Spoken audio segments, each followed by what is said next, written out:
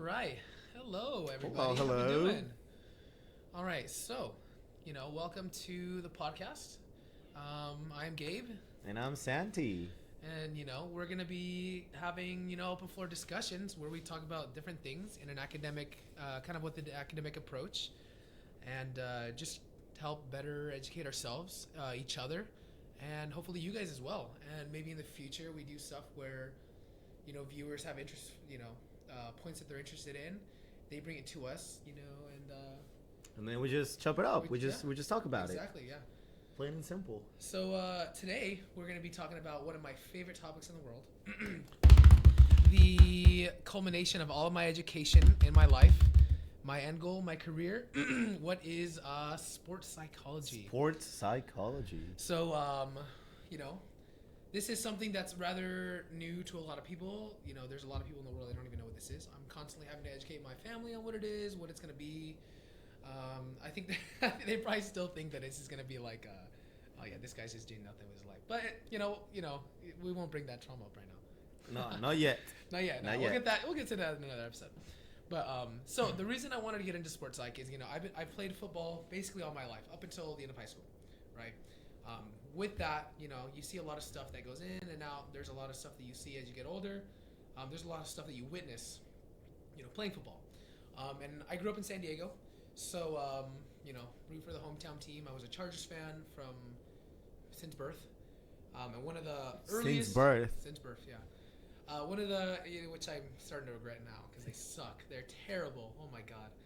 But anyways, one of the earliest memories I have is going to like the stadiums with my mom in San Diego, and just watching those games and like living through her, through her past and stuff like that. And there's this one player specifically that kind of spearheaded me into like this field, and that's his name is Junior Seau. Rest in peace. Actually, today's his birthday.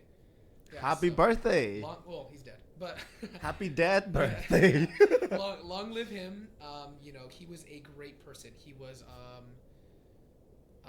correct me if I'm wrong. I don't. Let me look it up.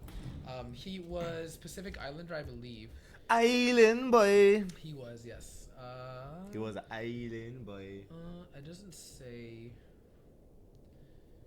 But he was also a San Diego local. He went to USC. He was just a phenomenal athlete. He was really loved by a lot of people, and he was on the Chargers for like maybe a decade or so. He went to Oceanside High School, so really local to the team and all that. And he actually took his life in 2012. He took his own life? Yes, he committed suicide in 2012. Oh, that's rough. And it was found out after the fact that he did have CTE. Like he was pretty young too, so he was like maybe 40, if that.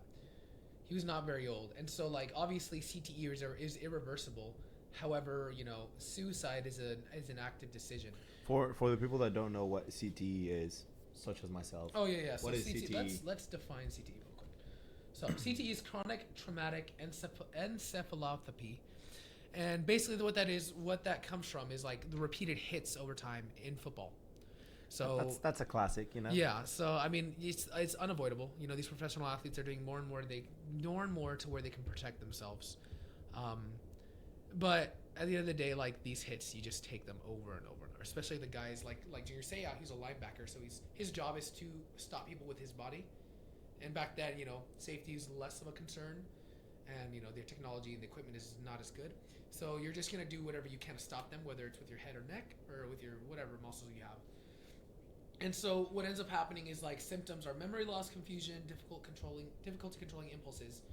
And like that's the frontal lobe, like impulse control is the frontal lobe and stuff like that. So prefrontal cortex in the frontal lobe. Or my bad. And so what are you stopping people with most of the time in football? You're fucking the front of your head, and that's usually the first thing to go. But eventually, what ends up happening is the brain matter in your head literally deteriorates. So I have a picture right here, and I'll see if I can pull something up there. A normal brain, looks full and clean. And like advanced CTE looks hollowed out and wrinkled up or shriveled up. Kind of looks like when you get Alzheimer's. Yeah, essentially. One of the CTE things too is like there's more gaps inside like I don't remember what like this area is called, but like the middle part of the brain where there's like it's kind of hollow. that is really, really like opened up a lot. And so that's like a big thing with TT.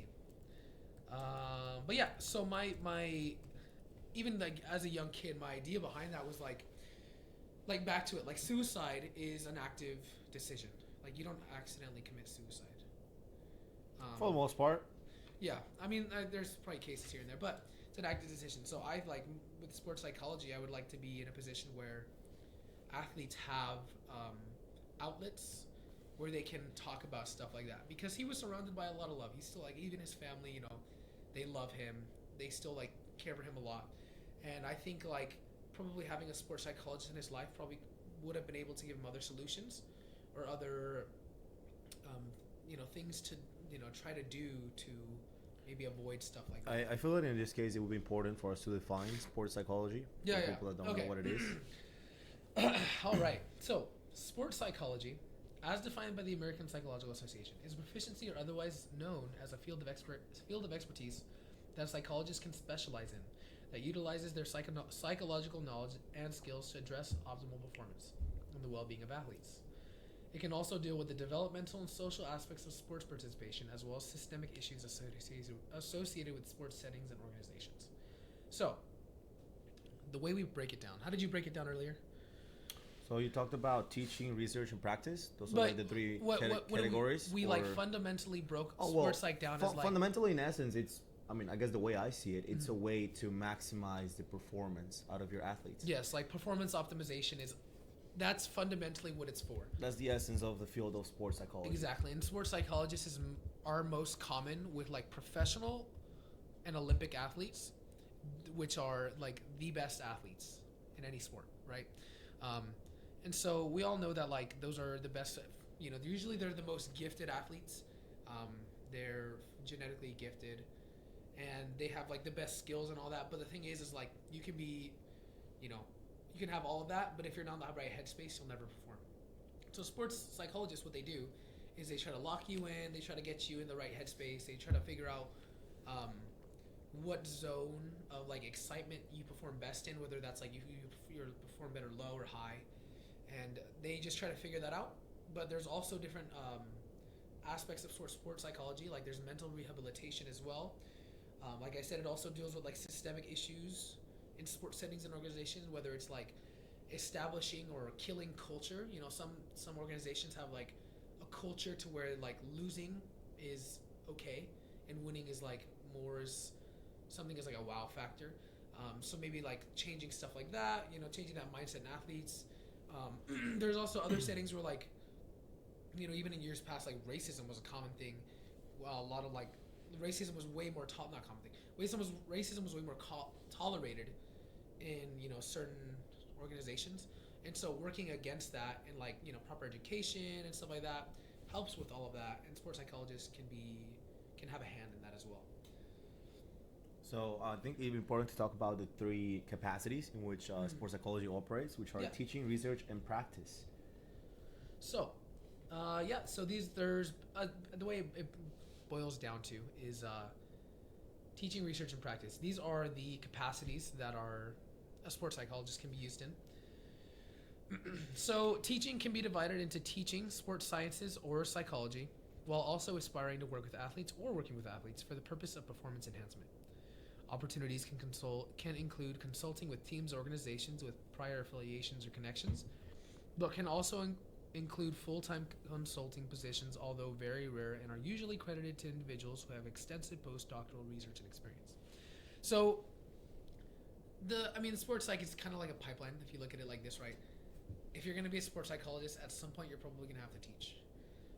And teaching is like something that you do, whether it's like your main thing or as a side thing, you're going to do it because it's going to fit you in like an academic setting where you can like conduct research, but also like consult. It's gonna place you within a structure where you can use all the skills that you've learned in order to better out the athletes that you're gonna work with. Exactly correct. So like a lot of the professionals that I know have taught or actively do teach, and I think that's really interesting because like a lot of them, they're all so open-minded about so much stuff. Like you can present to them one aspect of a sport that you really know like really well, and they'll present you like to a very similar thing in a completely different sport.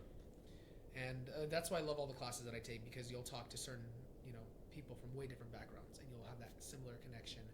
And that's one of my favorite things about sports psych. There's just so many similarities across so many completely different worlds. You learn a lot of the same through different lenses, like different perspectives, by taking different classes. I think it's worth to say that you are a student at Fresno State, and so am I. Not sponsored by them in any way, shape, or manner. Maybe one day we can have a talk with. We'll be wearing the Bulldogs T-shirt. Yeah. Go Bulldogs. I do have my graduation canteen, I guess. Your graduation canteen. Yeah. So yes, a lot of professionals they teach as well, but research is a huge thing in this, because the more research, the better. The better educated that you are in a field, the better the field becomes as a whole. So, research positions are pretty fundamental. As far as furthering your career, they can also be accompanied with a teaching position, like I mentioned prior. So, what do you do during research as a sports psychologist? Lots of research. So research is very tricky, like with psychology in general, right? It's like really hard to quantify. Yeah, I would assume you work at a research lab, and oftentimes research in college, most of your group, most of your demographic are also college students, and in this case, it would be college athletes, yes, right? Yes.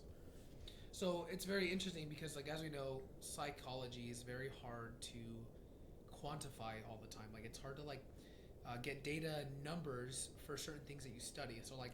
Yeah, there's certain constructs that are really abstract to quantify within psychology. Like social constructs and stuff like that. A really good example of that is, for example, happiness. How do you really quantify happiness? How do you do research on happiness? Yeah, like we know there's like not exactly happiness, but there's like the Beck's hopelessness scale.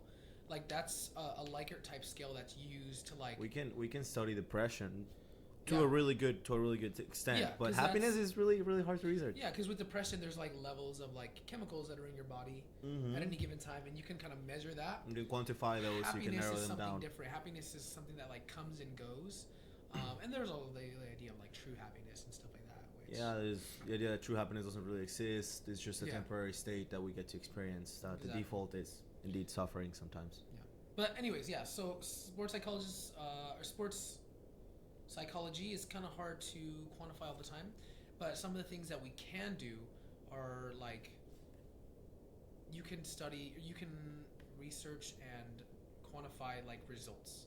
So results is the big thing that you like sports results. So like if you're in a counseling setting with an athlete and something's obviously the matter, something's bothering them, you can get to them, you can find where they are at point A, coach them up or do whatever you need to do and see if it's working or try something different. And then at point B is where you're seeing if that's working, like if their performance is better, if that's where it's working.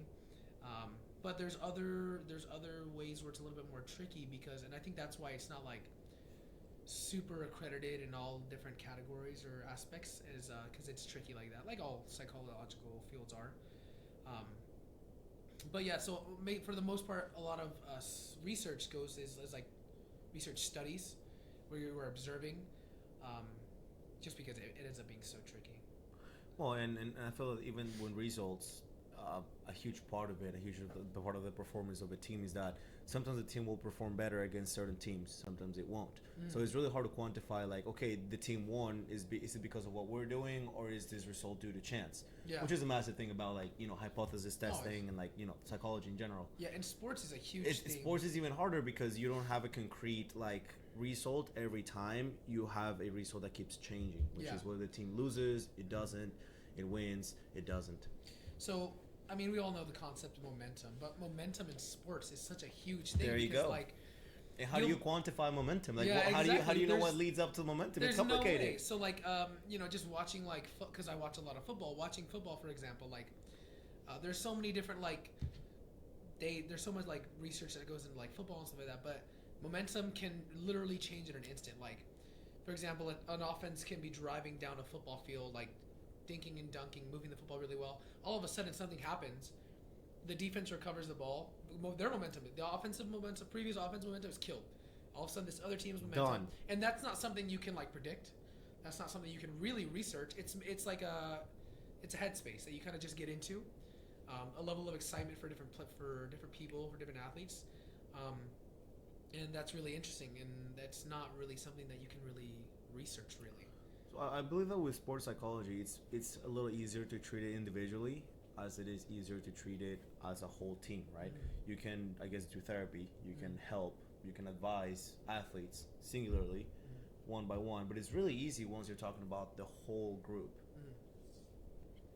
I think that's What interesting. do you think? I think that's interesting because like I feel like the easier thing is with individuals because it's easier to research that. But when you have so many different moving parts, Exactly. I feel like it's a lot harder. It's much easier dealing with one athlete and like you understand their, I don't know, their family dynamic, their ethnicity, I don't know, their previous performance, current performance. It's much easier to just do it one to one, as in a therapeutic setting, than it is as a group.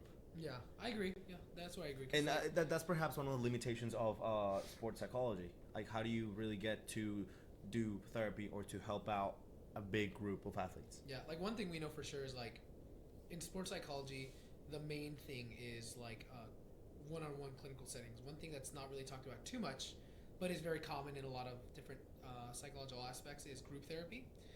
There's like really no way to attack group therapy in sports psychology because it's like you have like you said, you have so many people coming from so many different backgrounds.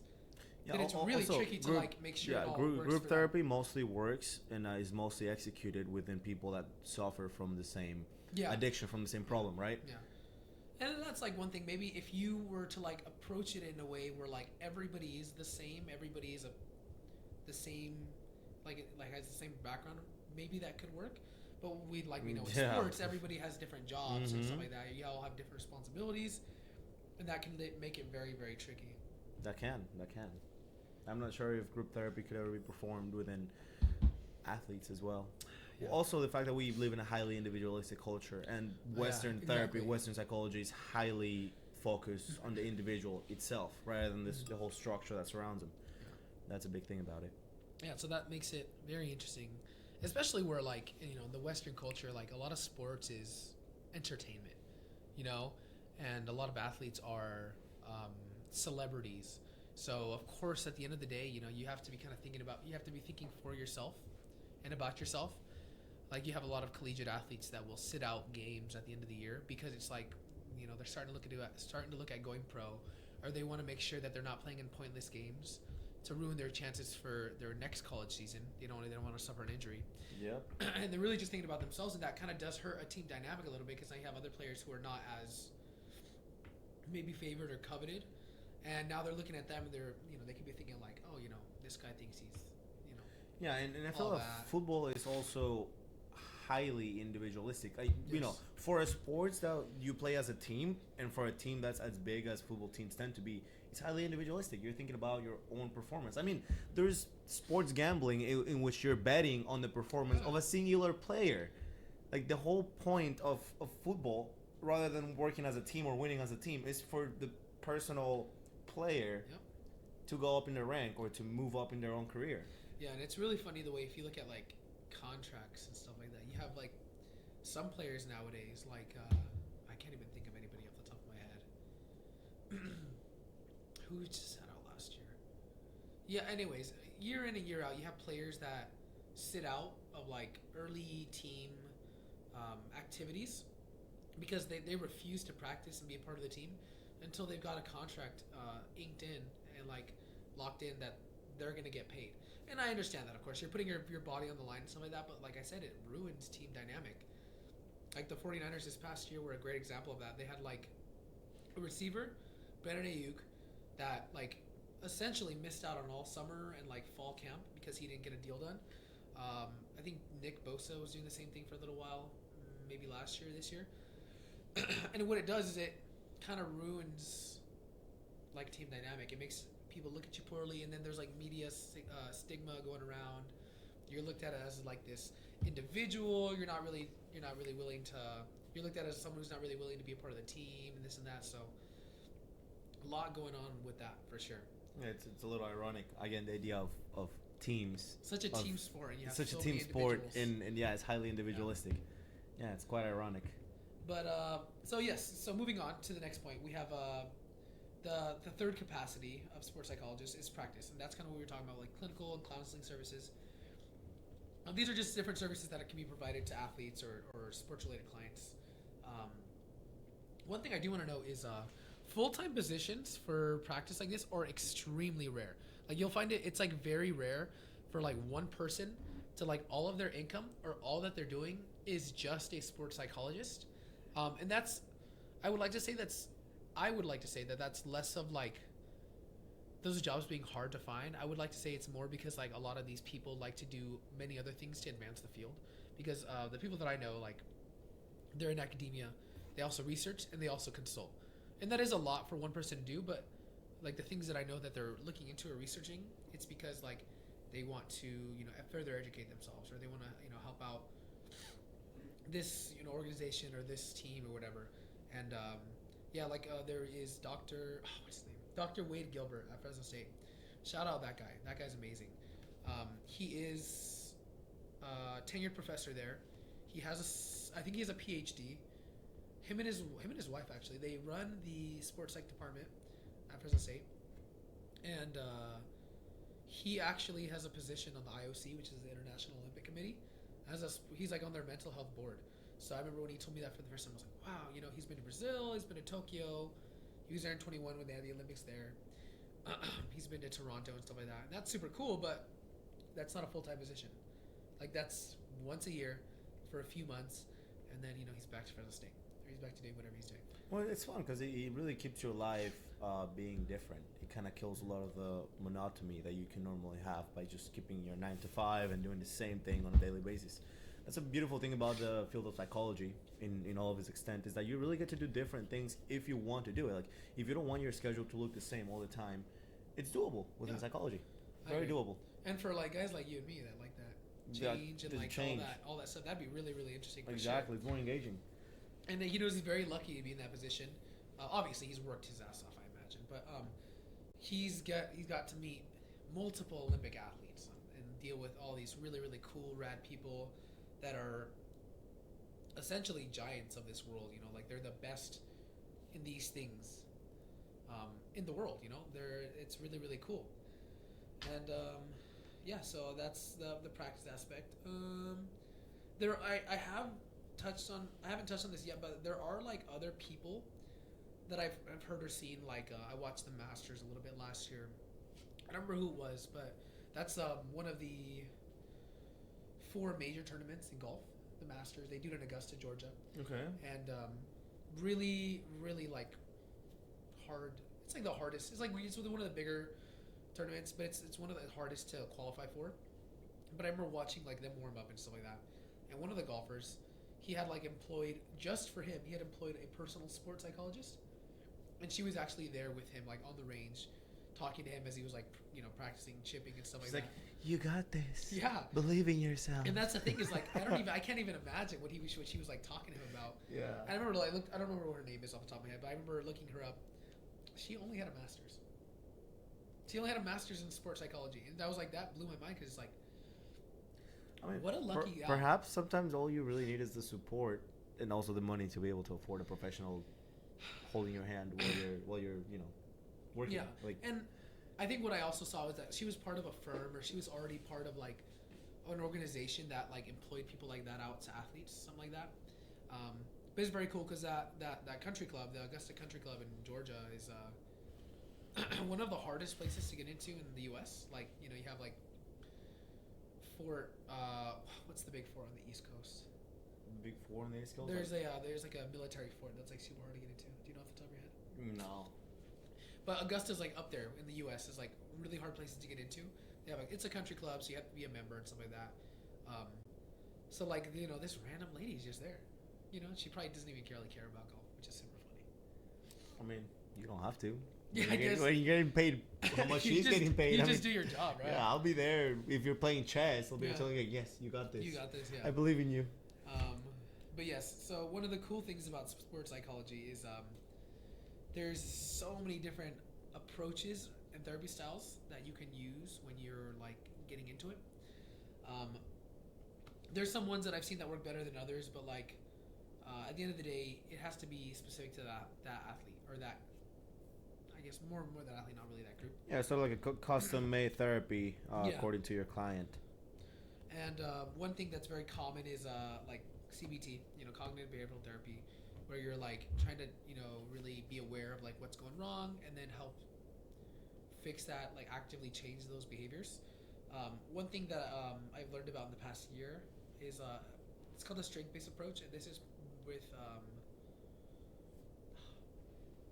the strength-based approach is still like cognitive behavioral therapy, I believe, but it's really not. It's really like it's not ignoring your flaws. It's more of like focusing on your strengths. Yeah, focusing on your strength, which is, it makes a lot of sense because cognitive behavioral therapy (CBT) is about basically having a positive mindset. Yeah. And how your positive mindset, your cognition, also affects your performance in X or Y sport. Yes. That's the whole idea. It's therapy about positivity and sort of believing in yourself. And for a lot of athletes, that is pretty important because like the way a lot of athletes do work is like they like to be they don't want to be made aware of their flaws. They don't like to linger on like the things that they're doing wrong. A lot of sports, like in Ted Lasso, they talk about which is a show on Apple TV about like some Western man flown out to London to coach soccer, and he's never like coached soccer in his life. I think he's only ever coached football. But one of the things that he says in that show is like memory like a goldfish or something like that. I think like goldfish. And goldfish have like a 6-second memory. So they like it's like in sports that that's fair. Don't linger on the past and stuff like that. Like think like a goldfish. Look forward only. Forget what happened. And that's kind of probably what goes into a little bit of strength-based approach is not necessarily downplaying your weaknesses, but like focusing on what your strengths are, strengthening them, and positive reinforcement on those things to where you can better achieve your goals and overcome like challenges or whatever. And that I personally think that's probably one of the best approaches with sports because you always want to be successful in sports. Yeah, within CBT. I found this really cool graph over here. As you can see, I wish I could show you guys over there, but the whole point is that how your thoughts affect your behavior, and then your behavior affects your feelings, and your feelings therefore affects your thoughts, and then you repeat the scale. Yeah, but it's a cycle. Yeah, it's a cycle. Like, it's a constant cycle. So like the way you think influences your behavior again. That behavior influences your feelings. Yeah, and I remember talking about this with people in the past. Like, I've had people tell me like, "Oh, I'm just so sad all the time," and it's like, obviously, I'm not a licensed psychologist. Don't right? be. But like, yeah, I mean, like essentially, don't be. Yeah, I mean, so, you can be if you're sad or not be. Let's assess what's making you sad, right? Is it the music you're listening to? Is it the weather? Because like seasonal depression is a thing. Is it how you're living? Like, is it are you not eating very well, or is your job really draining? And oftentimes it's it's a massive like construct of all of the structure around you. It's all those things, all those influences. If it's not a lifestyle that you're willing to change, then the one thing you can change is like your approach on that, which is your thoughts, right? So like say you have a dead end job, and you're aware of that. Say you're not eating very well, and say you have these lifestyle changes, say you have these lifestyle things you can't change. One thing you can change is your thoughts on them. Like, you know what? I may have a crappy job, but I really have this one coworker I really like, so I'm gonna look forward to that. You look forward to that every day. You may have not a great like eating habits, but maybe it tastes really good. So you're like, oh, I'm excited for that. And those simple changes, like they can influence your thought. They influence your feelings. Yeah. Your feelings influence your behavior, and so on and so forth. So one of the there was a study I saw a long time ago, which I don't know if I even can pull it up. But essentially. Yeah, there it is. So let me see. According to research, smiling more can actually make you happier. So, like, I think we talked about this before. Like, I think a study was done where I don't want to say they pulled up generally sad people, but like they forced people to smile, or forcing these people to smile. Over time, they were actually happier people. And it's like so in this aspect they're changing their behavior, which then changes their thoughts, which then changes their feelings, and then they end up becoming generally happier, which is really funny. And the reason that like works is because smiling can stimulate the release of feel-good chemicals, endorphins, serotonin, and all that stuff. Yeah. You talk about neural pathways when it comes to the facial expressions. Yeah, and the other thing too, like in society, like if you're walking past somebody that's not smiling versus smiling, what's gonna make you feel a little bit more comfortable? Walking past someone who's smiling, that's like a big thing. I mean, that you see that constantly in the service industry, right? Yeah, most people have smiles. Well, yeah, and when people don't, you're like, oh, you know what? Well, what's going on with this person? Why is he not smiling? Which can be sometimes be toxic, right? To live in a society where everybody smiles for no reason. Nonetheless, it's important to smile. Yeah, I agree. I definitely got to work on that because at work I have a terrible face. You have an RBF? Yeah, you see me at work sometimes. I'm just like, just drained. Yeah. And then I see I feel that. And then I see this guy. I smile at the customer, but then as soon as I turn back, I'm like, and then I back to smile. These idiots. Yeah. I had yesterday. I had someone ask me, "Oh, what beers you have?" And so I tell them, beers we have there are Corona, Modelo, and Coors Banquet. And so she's like, I said, I'll have Modelo. So I go to the Modelo, and then she's like, "Oh, what beers do you have again?" And I'm like, I just told you. Yeah, I just told you. And at that point, the smile's gone. Okay, it's just 3 beers. Like I didn't just name 7 beers. Come on. And I understand, like in a setting where you're drinking a lot, or even just drinking in general, you can forget. But 3 beers, like probably 2 of the most common beers in California, and a third, which is one of the most common beers in the U.S. ever. Well, Modelo is the best-selling Mexican lager in the U.S. And no, one I'm saying of the best-selling Corona and Modelo lagers. are probably the 2 best-selling beers in California. Oh yeah. Probably top 2, and then Coors Banquet, which is probably a top 5 beer in the U.S. for a lot of people, especially in our area, which is a very working class area. I'm telling you, Modelo Especial is the best-selling beer in the United States, having held this top spot since 2023. Oh, 2023. Bud Light is the second one. That water. That I know. Soda water. That's like a beer seltzer.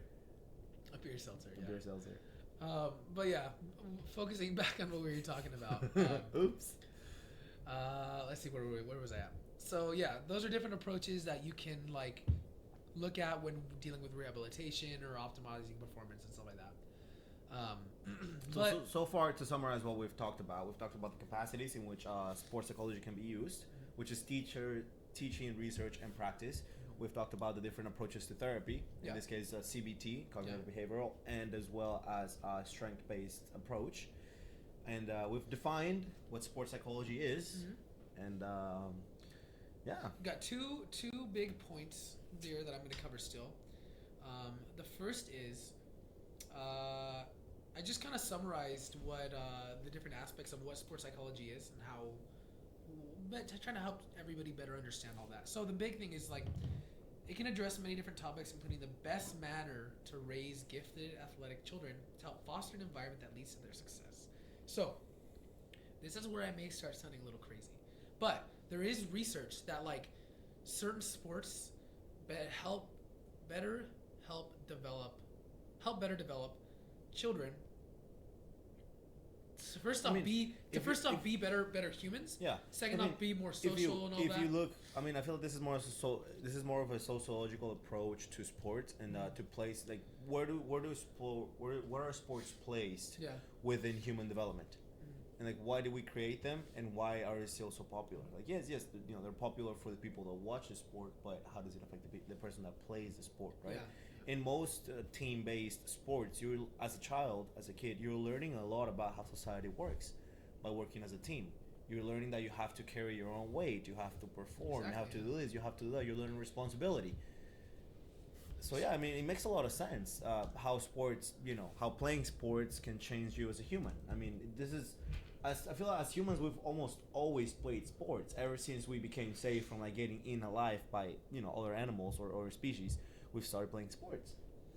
Yeah, so basically, one of the things that I was going to get into is now this is at this point it's 4.5 years ago, 3.5 years ago when I took this class.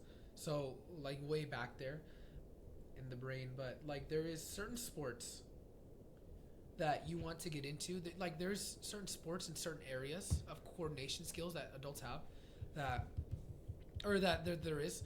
That you want your child to get into, so that they're more coordinated.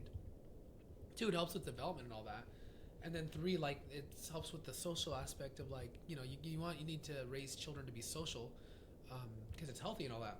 And working as a team is a really good way to develop pro-social skills for sure. Mm-hmm. So one of the hand-eye coordination sports that is listed here is pong? Nah. You ever played ping pong? I mean, yeah, but you play ping pong in high school, you're gonna get bullied, man. Like that's just not gonna help. Hey, you seen the Olympic I'm athletes kidding. playing I'm kidding. ping pong? I know. I have. They're It's like crazy. No, there's So plenty of other fast. ones. There's like martial arts and stuff Yeah. like that. There's swimming, racket sports like tennis, racquetball, pickleball. I mean, I would think about soccer too when it comes to developing. First of all, That's- coordination so on your that's legs hand, foot. and strength. Uh-huh. Strength on your legs, which is Yeah. a massive thing. So It's- that's important. another Mhm. aspect of that is like, so you want to learn hand to eye, you want to learn hand foot, and then there's another one which I'm not finding right now, but you want to learn. Do you want to do different sports in different categories because you get better coordinated and stuff like that. You get better gross motor You skills. also gain and you all also that. gain strength Yeah, throughout yeah. your whole body. You know, different muscles, different muscle groups, all And this stuff. most athletes, like a lot of professional athletes, you look at like their history throughout their careers, whatever. Like you look at them, most if not all professional athletes were either like 3 or at least dual sport athletes in high school. That's just high school. That's about as far back as like That's just, documentation recorded, yeah. as like the documentation goes for like athletes in general. But a lot of these kids are like a lot of professional athletes in football. Like you see that, yeah, they're doing like track and like baseball in high school, but a lot of them will like do soccer and stuff like that. And that's the thing. That's the basic fundamental hand foot sports that you need to learn, coordination and balance and like learning all that stuff, which sets you up, you know, for maybe specializing in football later on. And that's my next point is like learning. There is an optimal time for sure to optimize or to specialize for like children. Like once you cover all of these like basic sports, you choose to specialize, and that's like, you know, picking one sport that you've figured out that you're really good at and accelerating that, like fine-tuning those skills to like figure out if this is going to be something that you can take super seriously, you know. And yeah, so that's something I'm going to take with me later on in life is Yeah. that information, because I don't want to pay for college again. Yeah. Not for kids. I'm already paying for it once, but yeah, you can also some of the different topics that this can include is like there's different athletes can operate on different coaching styles and different levels of excitement, which I kind of covered the excitement part, but the coaching styles is interesting because some coaches do it for certain athletes and some don't, and it's not about like this coach is just mean, this coach is nice. Like some people resonate Yeah, just with each other. I've seen about that too with both like soccer and football. Of course. There's players that connect way better with certain coaches. There's players that don't, and the coach makes a massive difference. Yeah. First of all, whether you play and how well you perform. And that's really interesting because like even early on, like you do want coaches that resonate with like kids, because like when you're young, the first and foremost thing for sports is that it needs to be fun for these kids. You can't be making these kids do sports that's like work, that seems like work or seems like a chore, because then it's not something that's really going to benefit them the right way. So coaches within that. society, most popular sports are never seen as a chore unless you're making them play ping pong, right? Okay. But if we're talking about football or, for example, in the rest of the world, soccer, it's not a chore. It is a sport, but it's also culture. It's a cultural central aspect of their development. There's a lot of other things like with that too, because you deal with like I've dealt with people in the past that like I had friends in high school and like they played soccer all their life, right? So like at this point in high school, they do see soccer practice and soccer games as a chore because their parents are pushing it on them so hard. Yeah, they don't even enjoy it anymore. Yeah, it's gotta come from you individually to want to do it. And coaching has a little bit to do with that. Like a coach can make you go out there and be excited and look forward to your event or match or whatever. But another point for that for sure is like levels of excitement. Like you go out there, and I'm sure everybody's seen clips of like, you know, football players going out there like screaming at each other, getting each other pumped up, and that's just how some people operate. There are many other like same sport. There's many other football players out there that like, as soon as the game starts or as soon as it's time to start preparing for this like event, for this game, they are silent. They're very quiet. They talk minimally. And that's just a low level of excitement that they operate best at. Like, you know, they're very focused and locked in, and that helps them perform best. And that's different for everybody. Like, and I feel like it can even change too, because previously, when I was playing sports, like a lot of the time that low level of excitement had worked really, really well for me. Because too much excitement, then I'm getting overwhelmed, and then I can't think properly. But now, like, I've learned to better handle stress and all of that. So Well, I mean, as a bartender, you're always, when it's busy, you're working at a high level of excitement. Yeah. There's a lot of things. There's a lot of stimuli going on. We haven't explicitly mentioned yet, but we both bartend. Yeah, so we both bartend. Yeah. we both handle stress like that very, very well. I feel like I perform the best when it's busy. Like, it's busy, I get some caffeine in my system, and I'm a robot. I agree. Yeah. Like, I feel like a machine sometimes. You feel like a machine, yeah. The way I'm pumping stuff out without a second thought. It's all second nature at this point. You just move. You just do it. You just you're move. not, Like, you're it's not almost like necessarily breathing. thinking about what you're doing. You're just doing It's it. just like you see muscle something. memory. You see something and you're just moving. You don't even really think about it too much. And that's really interesting for sure. But like, there's some bartenders that we have for sure that like they don't really talk too much, but they're moving just as fast. Can bartending be considered a sport? There's It's sporting physical. aspects It's for physical sure. exercise. It requires coordination. It requires memory. Definitely. So like, I don't know if you've seen like there's like black box tournaments. I don't So it's even like what? Who I can don't pump even- out the most drinks the fastest, or It's like, so the tournaments include different things, but like what I've seen is there's like two that I know for sure. One is like speed, where you're told to do a certain amount of things in a certain amount of time, and then the second is like you're given like XYZ and you have to make yeah. you have to make something in that time. So so we're looking at 45 minutes. So We're pretty good. We're pretty good. we should probably wrap up in the next few minutes then. But I only have one more aspect, which is good. One more thing to say. Just talking with One more thing to say. We're just talking with our director. One more thing to say. Excuse me. So, the last thing is, yes, like I mentioned earlier, it can touch on issues within organizations or within different social settings that can impact sport performance for athletes, including an organization's culture, like we talked about. Previously instilled thoughts and ideas on therapy and psychologists. So this is honestly one of my favorite topics, which I should have left more time for.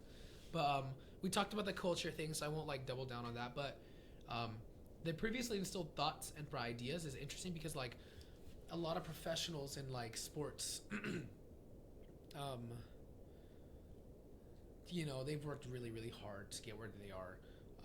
They're physically gifted, and they may be in a position where they feel like they've already got it.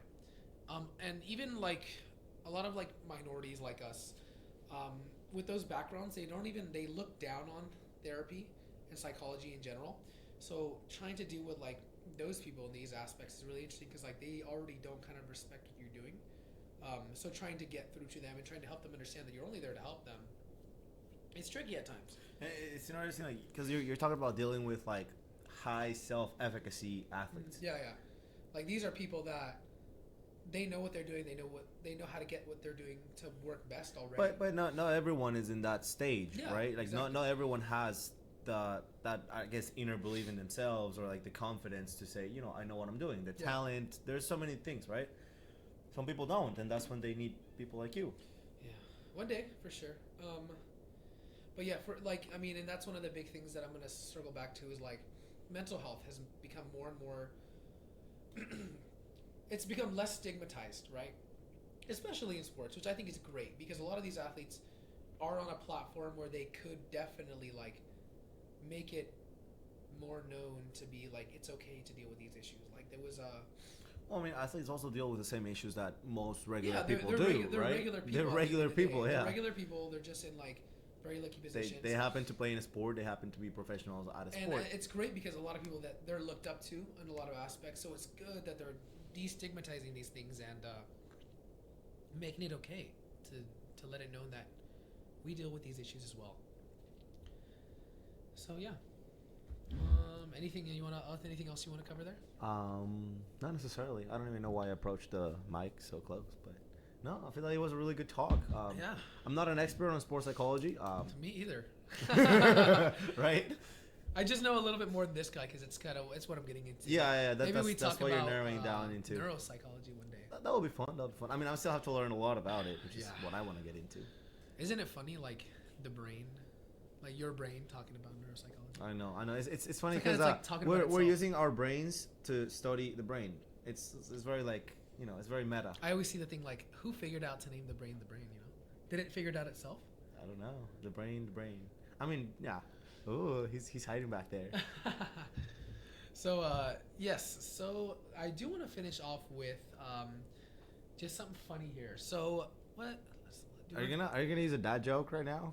A dad joke? Oh, you want to hear my favorite? Okay, so I always say this one whenever I'm trying to be funny with people. A lot of old ladies love this joke, right? So That's at my Gabe's bar, favorite demographic. at my bar, we have these huge olives. They're like the size of. They're almost like cuties. They're pretty big, and I'll bring this joke, and so I'll say to them, and people always take it super literally, but I'll open up with like, I had these two olives come in, and they came in, they ordered a few drinks, and they were talking this and that and the other. And then I started paying attention to them more because they started getting more drinks going, getting a little bit louder. But yeah, these two olives are sitting there, and then one fell off the bar top. So then, I'm a little concerned. So I look over, and I ask him, I'm like, hey man, are you okay? And he looks up and he says, I'll live. Okay. I was gonna go back there to the drums and go like. Yeah. Okay, so that's my little piece for the day. Do you have anything that you want to add? Like anything musically, anything you've seen recently that you wanted to? Definitely not a dad joke. Okay. Not necessarily. There's Music, really not much movie, or media that you want to? Music, movie, or media. I recently just watched it's like a sequel from The Walking Dead. Okay. Yeah, it's like about, the standalone. yeah, it's about the ones who live, where like Rick Grimes tries to get back to Michonne. Okay. Yeah, that's bad. I don't know if you've ever watched. Would you recommend it? I do. I think that was a really good sequel to it because he kind of solves what happened to Rick Grimes during The Walking Dead. Yeah, I never watched Walking Dead. You know? Okay. For the ones that do, it's pretty cool. It kind of ties. It kind of I guess ties up what happened there. Zombies are terrifying. Zombies are terrifying indeed. We can talk about that one day. Zombies technically can't even exist. No, they more can't. than like a couple days. No. Your body would just stop working and like decompose itself. So yeah, definitely a zombie apocalypse is very, very unlikely to happen, as most zombies would die before they infect you. So you don't have to worry about it.